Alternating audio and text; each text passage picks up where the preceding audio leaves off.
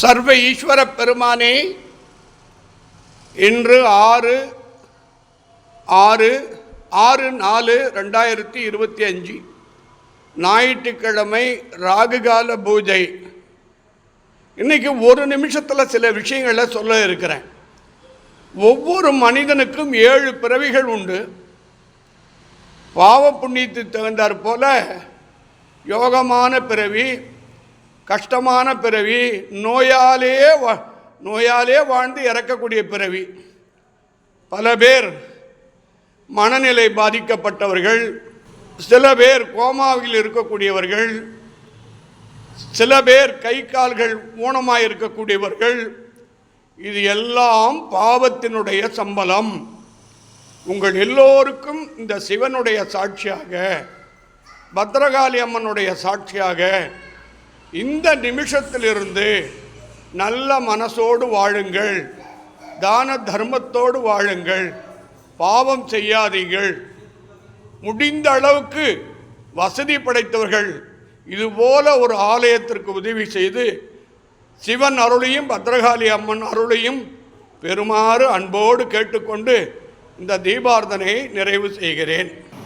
உங்கள் எல்லோருக்கும் இந்த சிவனுடைய சாட்சியாக, பத்ரகாளி அம்மனுடைய சாட்சியாக இந்த நிமிஷத்திலிருந்து நல்ல மனசோடு வாழுங்கள், தான தர்மத்தோடு வாழுங்கள். அம்மா துர்காதேவி, பத்ரகாளி அம்மா ஒரே ஒரு ஆசீர்வாதம் கொடுத்தாயே, எல்லாருக்கும் நல்லது பண்ணுமா. இந்த ராகுகால பூஜை ஒரு பிரம்மாண்டமான வெற்றியை கொடுமா.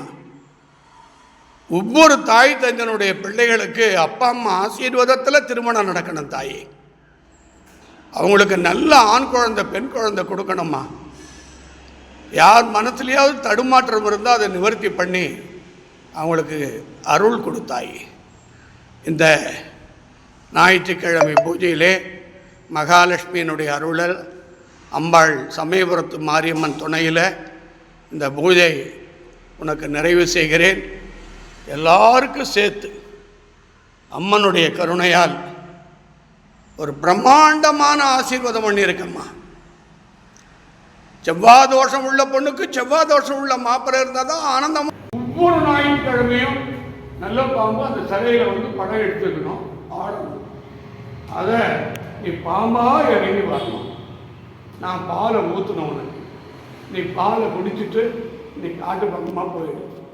வந்துடுமா தாய், வந்துடு தாய், உன்னுடைய கருணையான ஆசீர்வாதம் வேணுமா.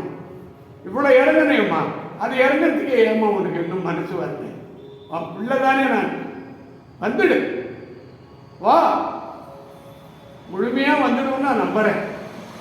அருமையான நாளில் கும்பாபிஷேகம் பண்ணணும், உலக பிரசித்தமாக நவசக்தி விளங்கணும்.